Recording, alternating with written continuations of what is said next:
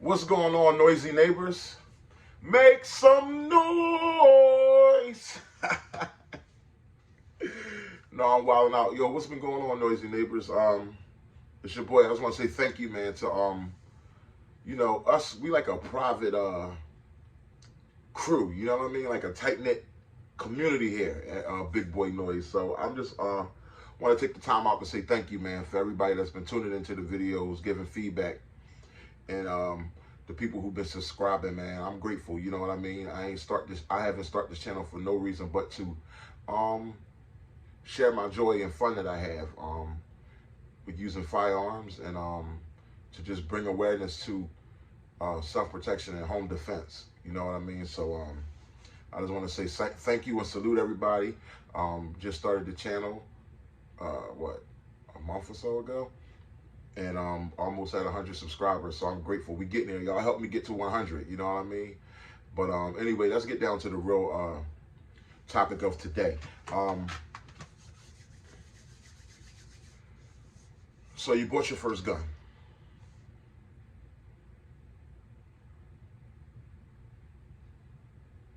You bought your first gun. And you feeling invincible. But what I'm here to tell you guys today, what I want to talk about is that there's more to protecting yourself than having a firearm. To protect yourself literally means to defend yourself, meaning play defense. If someone was to invade your home, sort of say, just as important as addressing the invader, just as important as being able to place a good shot to protect your family and your life, it's just as important not to get shot. Guys, I just want to go over the fact that 9 times out of 10, when guys are breaking into a house, whether it's for a home invasion or robbery, and that's a whole nother story for a whole nother video, because home invasions sometimes, or burglary, I'm sorry, whether it's for home invasion or burglary, because sometimes home invasions start out as just a burglary. Sometimes it's just some person who's just trying to come robbing the house thinking nobody's home, but they just happen to bring a gun with them to keep themselves safe while they robbing your house. But now guess what? If you are home, now they pulling out that gun.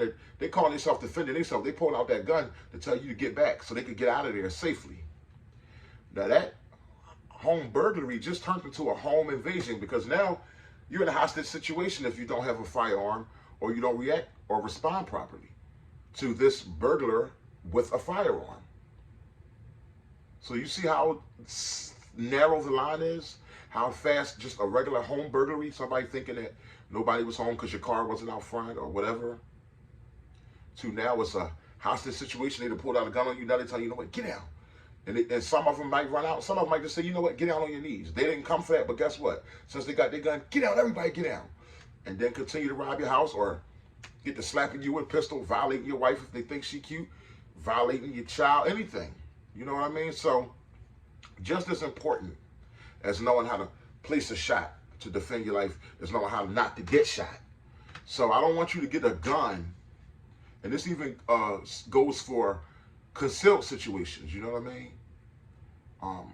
Some people have done things as so foolish as, say, a person, a robber, has a gun on them, has the drop. If somebody got the drop, they just got the drop. And literally their gun is away in your pocket. Your hands are out of your pocket. If you don't have the skill and the training, if you don't feel as though you have a chance to get to your gun, pull it out, and shoot that robber, it's usually not going to happen that way. If they got the drop, the best thing you can do is pray the best and just give them whatever they're asking for, and hopefully they're not going to kill you anyway. Because a lot of times people rob people and then kill them just for the hell of it. Especially when you talk about younger people, that's with their old heads, that's with some older gentlemen, and they trying to prove themselves how wild they really are. So after they rob you, they might just blow your brains out for the just for the hell of it. I've been in some serious situations. I've had guns to my head, and listen, it's a time that you want to be smart.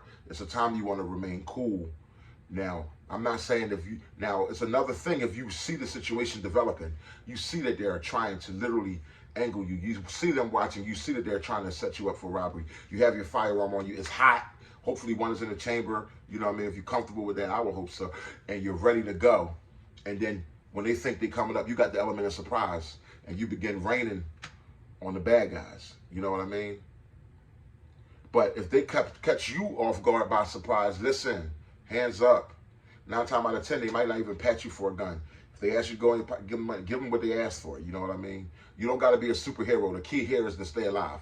So if someone was to come into your home, robbers, you hear bumping at night, they kicking down your door or busting through your window. You want to grab your firearm for sure. But does it always mean that you go charging out? I got a gun now. Who that? Who that? It doesn't mean you do that. You want to do is be discreet. Before you step out into your hallway, stepping out of your doorways, you want to peek. You want to don't just give your whole body up to be a target, because 9 times out of 10, that person has a gun that's kicking down your door. That's why they're so aggressive about it. They don't even care that you're home. 9 times out of 10, and it's more than one of them. 9 times out of 10, they got on body armor and they're armed. So what you want to do is be alert. You want to make sure that people in your home that don't supposed to get shot, that they're behind you. Okay? Depending on the proximity of their rooms and locations, you want to make sure, you want to have these things thought out ahead of time. Making sure they're behind you. You don't want to do too much loud communicating. You want to communicate to your wife. You should be already going over plans with your family members. If you touch them a certain way, what it means, and you tell them, get the phone, call 911, what the plan is, what to go do. Now, you're addressing the invader, but you addressing the invaders, home invaders, doesn't mean running out, gun-ho, and getting shot up. It means to be alert, to be quiet, if that's necessary, you know what I mean? Because hopefully your alarm's going off by now. Hopefully you got some dogs attacking the robbers, some dogs barking. But you want to come out as the element of surprise. They might know you're there, but they don't know where you are, hopefully. And you want to peek around that corner. You want to place shots, but you don't want to get hit. Don't just go running out there thinking just because you got a gun, you can't get harmed, you can't get shot. That's all I'm trying to tell people. Still be smart as you was when you didn't have a gun, but be bold enough, because now you have a gun to address the situation, but it doesn't mean you got to address the situation like Rambo or Commando. It means be smart. And guess what? You might not even have to come out of that room. If everything you need and you love is in that room, you might want to tell everybody to get to a safe section of the room, and you might just want to wait while you're waiting on 911. If somebody acts like they're coming through that door, or if you hear violence on the other side of that door, you get to shooting through the door. There's not even a reason to wait for them to kick down your door if you're in a bedroom or something like that. You get to place the shots through that door. These bullets go through those doors like nothing. And if they're on the other side of the wall, if you know there's nobody else, that everybody's in the room with you that you love and that belongs in that home, you get to shooting through the wall. Especially if you're dealing with something with some heavy firepower, like a rifle or a shotgun, but even with a pistol, 9mm, you'd be surprised what a 9mm bullet could do. So that sometimes it just means staying in place and defending, yeah, somebody might even yell, but I would, everybody has their own game plan. You know what I mean? Some people might yell, get out of my house, get out of my house. If they still ain't getting out of your house, then they're armed. They don't care. They're ransacking stuff. Now you're in the room, you got your family members behind you. You might not want to run out there. You might feel safer to stay in the room. Because you hear that there's more than one of them or whatever. Everybody is built differently. Me personally, I would want the drama away from my family. So I would want to engage, but I would engage in a very smart, discreet manner. And I would be very cognizant of that if they begin shooting at me, that my family members aren't in direct line of fire. Or if I'm shooting at them, that nobody else is in direct line of fire except for the people who deserve to be shot for invading my home. Oh, and one last thing that I didn't speak on, body armor. I mean, if you're in a home situation, 9 times out of 10, you're in a home, maybe you're in bed, or you might just be chilling during the day. I don't think nobody's walking around their house with a bulletproof vest on all day long. So when invaders come, you're normally not going to be prepared. So you want to be discreet. Now, of course, you'll be a little more confident if you have a bulletproof vest on, something to protect you from pistol caliber rounds. But you really want a good solid vest if you're going to get one that'll protect you from rifle rounds. Okay. But now if you have a vest, that is a different thing. You be a little more confident, but you should still be just as discreet, because that vest doesn't guarantee anything either. You get hit with a neck shot, a head shot. a shot to your private area, your legs, anything, man. And it just because you jump up and you have a vest on, it doesn't mean your family has vests on also.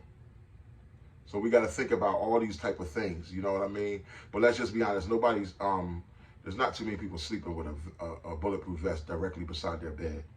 Unless you've been getting threats and you feel as though you know that there's going to be, some people coming, saying they're coming to invade your home. Well, then at that point, you're on high alert. At that point, I probably wouldn't even be sleeping. I'd be sleeping different hours. I wouldn't be sleeping at the time that people think I'm asleep. I'll be woke when people don't think I'm awoke. You know what I mean? So if you know people coming, well, at that point, if you can afford a good bulletproof vest, I don't think it's a bad thing to have. At that point, you want to put a vest on. You want to have your most war-ready rifle, firearm to get busy with. You know what I mean? You guys, let me know what your how you would go about it. You know what I mean? Does a gun make you feel invincible? Because let's just be honest, when everybody gets their first gun in their hand, there's a little feeling of confidence and there is a feeling of safety that comes with it. But I just want you guys to know that your body, before you had a gun, your body was made of flesh, blood, and bone. And now that you got a gun, your body is still made of flesh, blood, and bone. And just like you got a gun, they got a gun. And just like your bullets can hurt them, their bullets can hurt and potentially kill you. So you guys be safe out there. It's your boy, BigBoysNoise. We don't just love the round, we also love the sound. I'll holler at you guys.